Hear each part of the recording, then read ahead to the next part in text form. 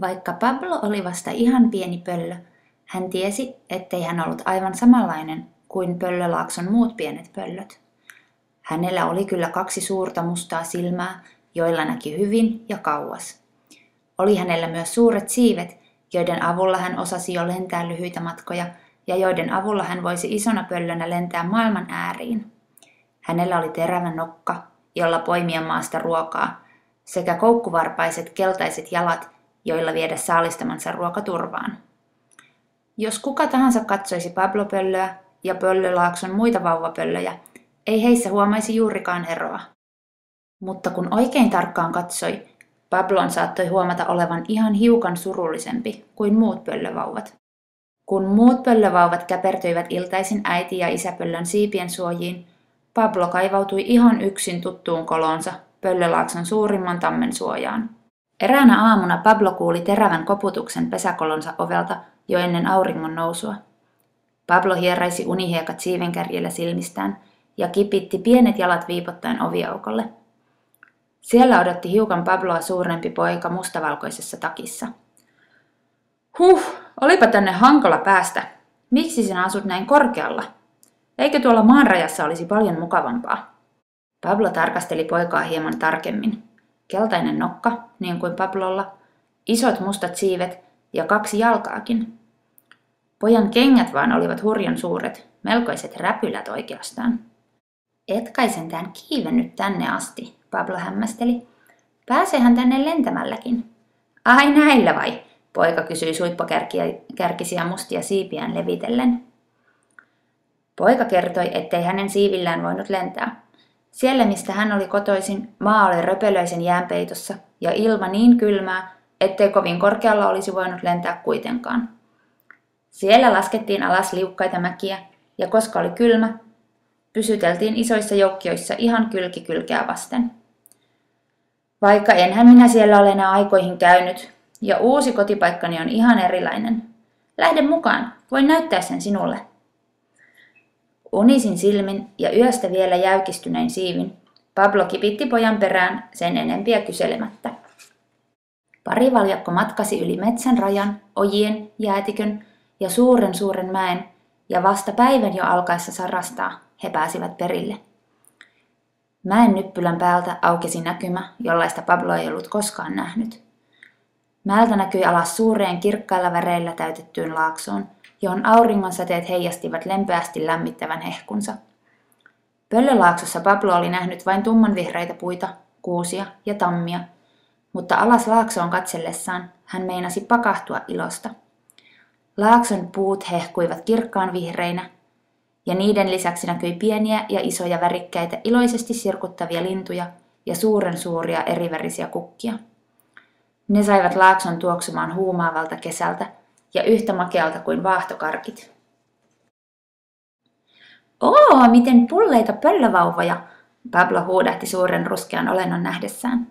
Sillä oli suuren mahan lisäksi valtavan suuret hampaat, ja siipiä Pablo ei nähnyt laisinkaan. Ei se ole pöllöhöpsö, se on mursu. Mutta millä se lentää? Eihän tuolla mursulla ole edes siipiä. Valtavan suuret hampaat vain. Olet hassu, Pablo. Eihän mursut lennä. Ne liikkuvat maalla. Ei niin isoja siipiä olekaan, että mursun saisi lentämään. Mutta minä olen aina asunut Pöllölaaksossa. En ole koskaan nähnyt mursuja tai mitään muitakaan eläimiä, jotka eivät lentäisi.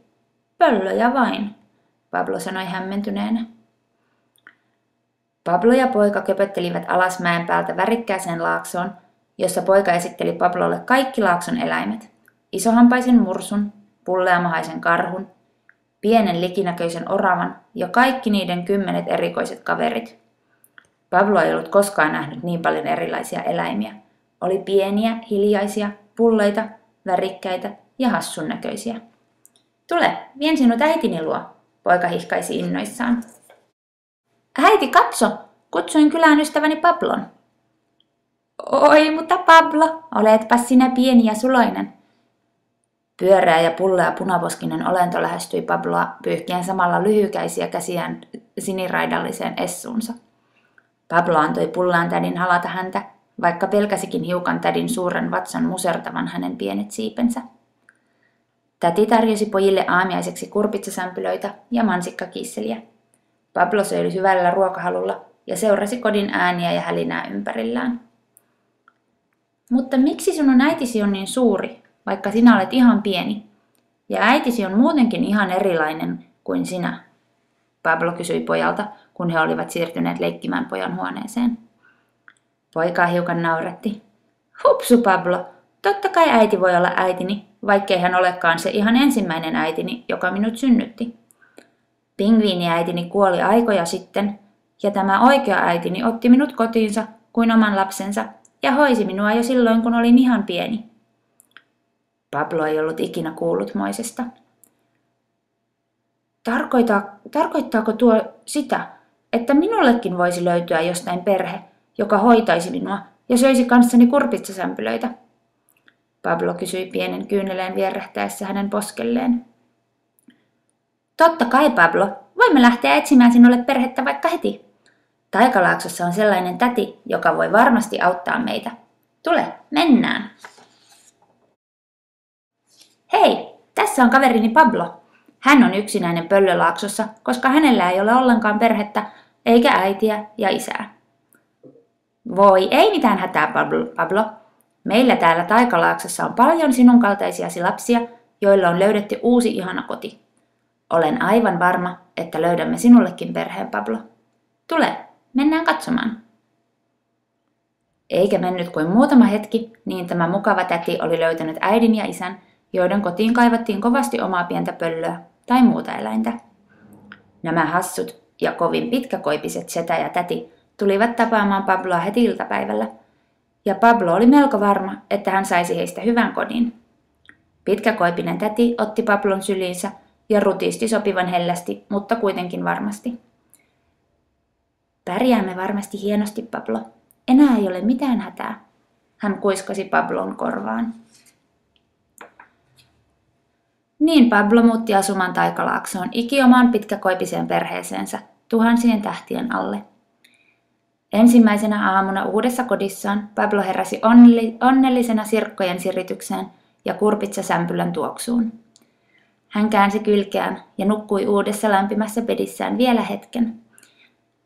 Pablo oli vasta pieni pöllö, mutta silti jo kovin onnellinen.